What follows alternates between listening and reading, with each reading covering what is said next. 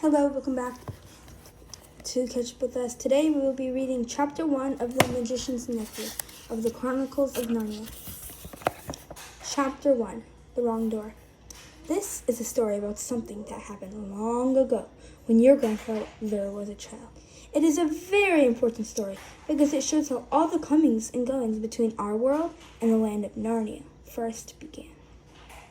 In those days, Mr. Sherlock Holmes was still living in Baker Street, and the Bastables were looking for treasure in the Lewisham Road. In those days, if you were a boy, you had to wear a stiff Eton collar every day, and schools were usually nastier than now, but meals were nicer.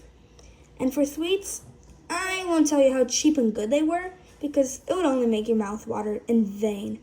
In those days, there lived in London a girl called Polly Plummer.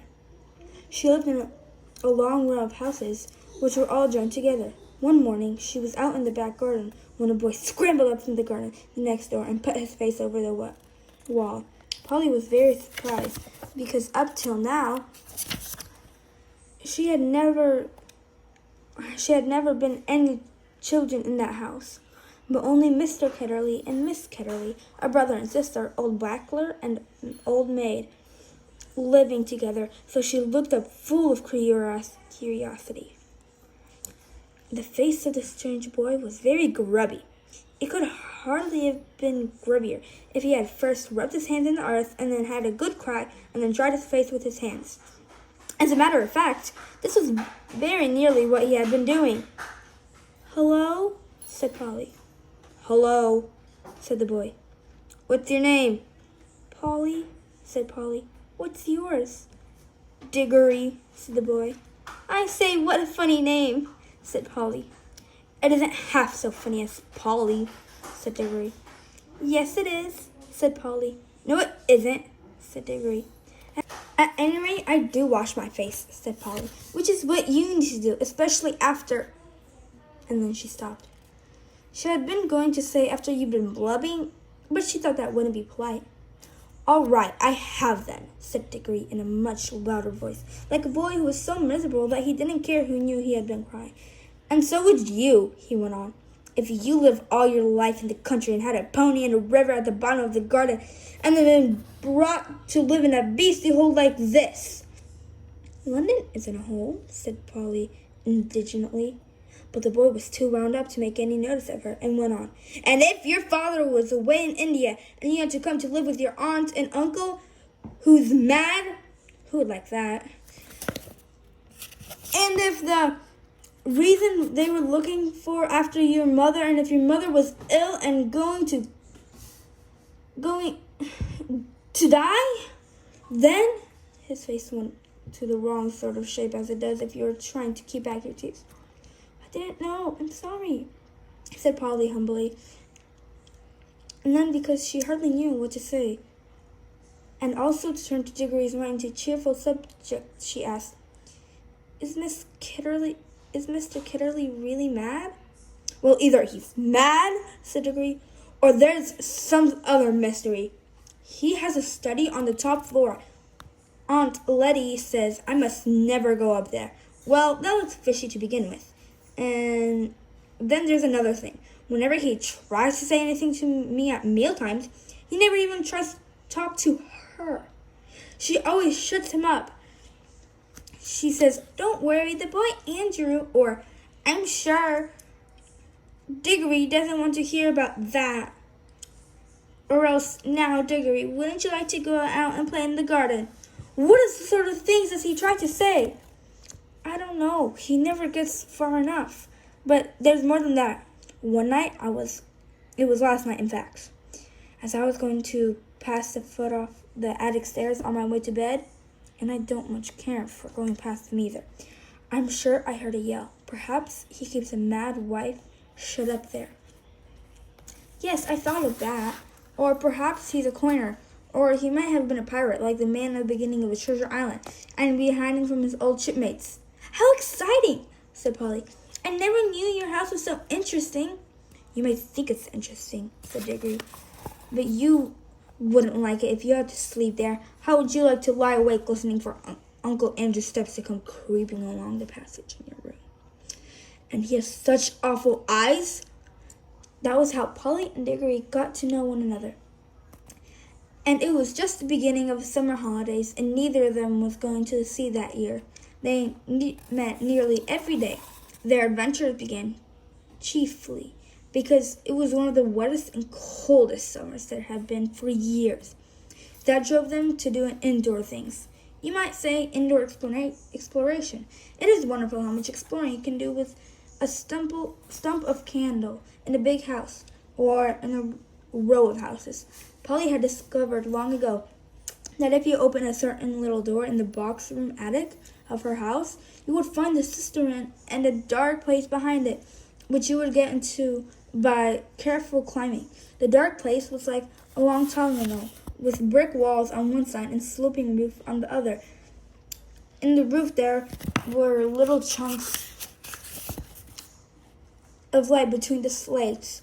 There was no floor in this tunnel. You had to step from rafter to rafter, and between them was only plaster.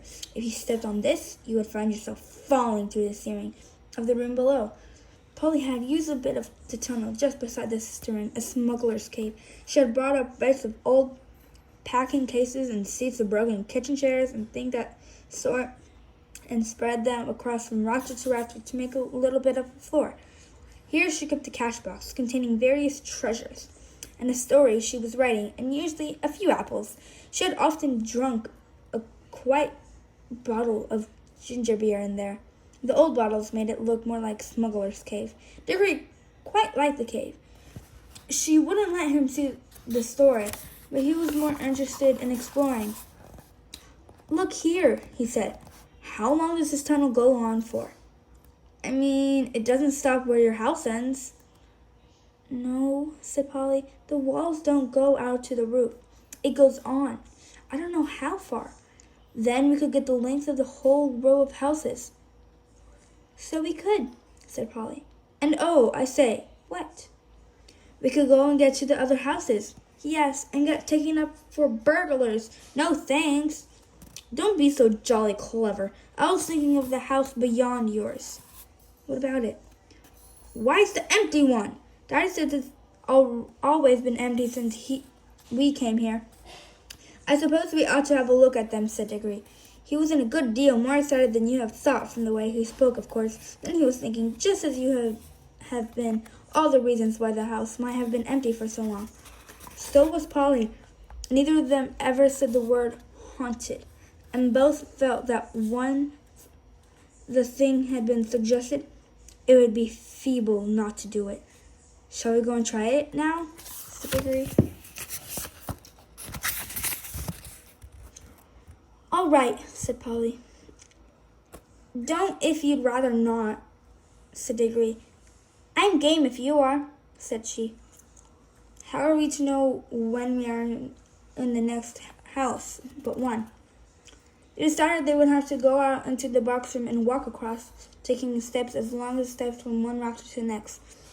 This will give them an idea about how many rafters went to a room. They would allow about 4 more for the passage between the 2 attics in Polly's house, and then the same number for the maid's bedroom as for the box room. That would give them the length of the house. When they had done the distance twice, they would be at the end of Diggory's house. Any door they came to after that would let them into an attic of the empty house. "But I don't expect it's really empty at all," said Diggory. "What do you expect?" "I expect someone lives there, in secret, only coming in and out at night, with a dark lantern. We shall probably discover a gang of desperate criminals and get a reward. It's all rot to say a house would be empty all those years unless there was some mystery." "Danny thought it must be the drains," said Polly. "Pooh! Grown-ups are always thinking of uninteresting explanations," said Diggory. Now that they were talking by daylight in the attic instead of candlelight in the smuggler's cave, it seemed much less likely that the empty house would be haunted.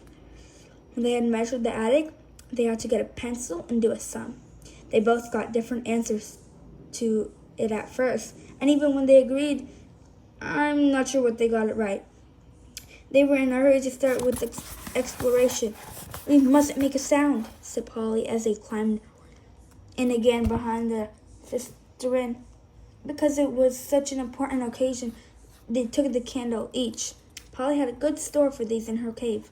It was very dark and dusty and drafty, and they stepped from rafter to rafter without a word, except when they whispered to one another, "We're opposite your attic now," or "This must be halfway through our house," and neither of them stumbled, and the candles didn't go out, and at last they came where they could see a little door in the brick wall on their right.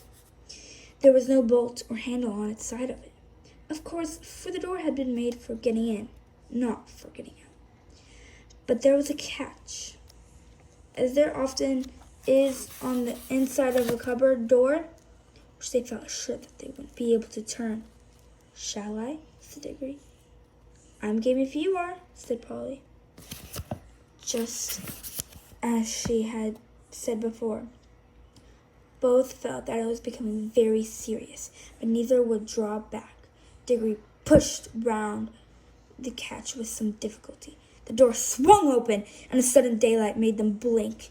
Then, with a great shock, they saw that they were looking not into a deserted attic, but into a furnished room. But it seemed empty enough. It was dead silent. Polly's curiosity got better of her.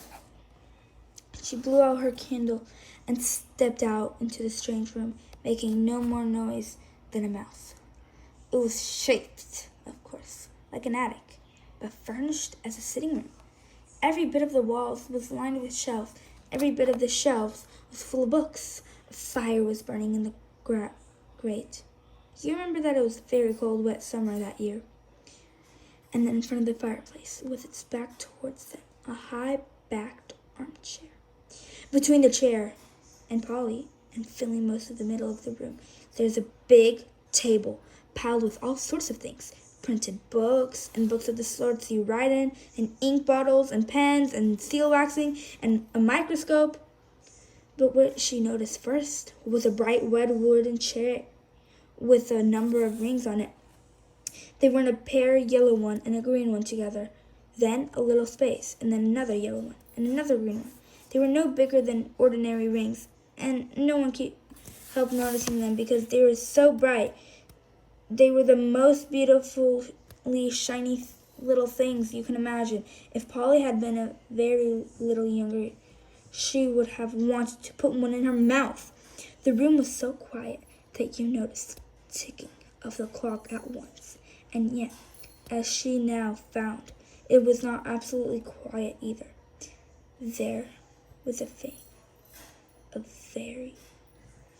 very faint humming sound. If vacuum cleaners had been invented in those days, Polly would have thought it was the sound of a hoover being worked a long way off, several rooms away and several floors below. But it was a nicer sound than that, a more musical tone, only so faint you could hardly hear it. "It's all right, there's no one here," said Polly, over her shoulder to Diggory. She was speaking above a whisper now, and Diggory came out, blinking and looking extremely dirty, as indeed Polly was too. "This is no good," he said. "It's not an empty house at all. We'd better leave before anyone comes." "What do you think those are?" said Polly, pointing at the colored rings. "Oh, come on," said Diggory. "The sooner—" He never finished what he was going to say, for at that moment something happened.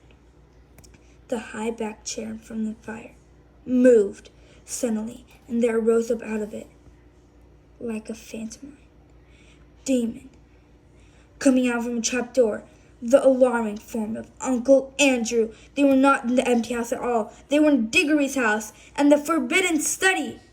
Both children said, "Uh-oh," and realized their terrible mistake. They felt they ought to have known all along that they hadn't been going nearly far enough. Uncle Andrew was tall and very thin. He had a long, clean-shaven face with a sharply pointed nose. and extremely bright eyes, and a great tousled mop of gray hair. Diggory was quite speechless, for Uncle Andrew looked 1,000 times more alarming than he had ever looked before.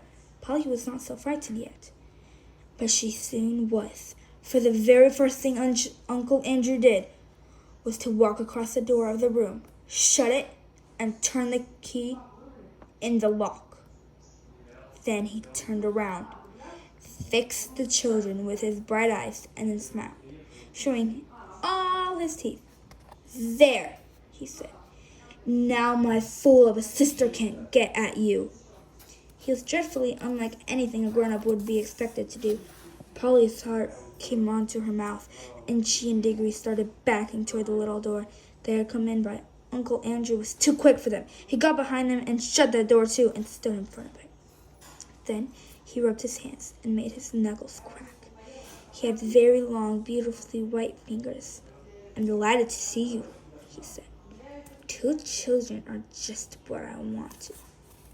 "Please, Mr. Kitterly," said Polly, "it's nearly my dinner time, and I've got to go home. Will you let us out, please?" "Not just yet," said Uncle Andrew. "This is too good of an opportunity to miss. I wanted 2 children. You see, I'm in the middle of a great experiment. I've tried it on a guinea pig, and it seemed to work. But then, a guinea pig can't tell you anything, and you can't explain to it how to come back." "Look here, Uncle Andrew," said Diggory. "It really is dinner time, and they'll be looking for us in a moment. You must let us out." "Must?" said Uncle Andrew. Diggory and Polly glanced at one another. They dared not to say anything, but the glances met. "Isn't this dreadful? And we must humor him. If you let us go for our dinner now," said Polly, "we would come back after dinner." "Ah, but what do I know that you would?" said Uncle Andrew with a cunning smile. Then he seemed to change his mind. "Well, well," he said. "If you really must go, I suppose you must. I can't expect 2 youngsters like you to find it much fun talking to an old buffer like me." He sighed and went on. "You've no idea how lonely I sometimes am. But no matter, go to your dinner. I must give you a present before you go. It's not every day that I see a little girl in my dingy old study, especially, if I may say so, and such a very attractive young lady as yourself." Polly began to think he might not really be mad after all. "Would you like a ring, my dear?" said Uncle Andrew to Polly. "Do you mean one of those yellow or green ones?" said Polly. "How lovely!" "Not a green one," said Uncle Andrew. "I'm afraid I can't give the green ones away, but I'd be delighted to give you any of the yellow ones, with my love. Come and try one on." Polly had now quite got over the fright and felt sure that the old gentleman was not mad, and there was certainly something strangely attractive about those bright rings. She moved over the tray. "Why, I declare," she said, "that humming noise gets louder here. It's almost as if the rings were making it." "What a funny fancy, my dear," said Uncle Andrew with a laugh. It sounded a very natural laugh, but Diggory had seen an eager, almost a greedy look on his face. "Polly, don't be a fool!" he shouted. "Don't touch them!" It was too late. Exactly as he spoke, Polly's hand went on to touch one of the rings, and immediately, without a flash or noise or a warning of any sort, there was no Polly. Diggory and his uncle were alone in the room. Chapter 2. I'm going to stop there for today. Hope you like it. Come back tomorrow for the next one. Bye!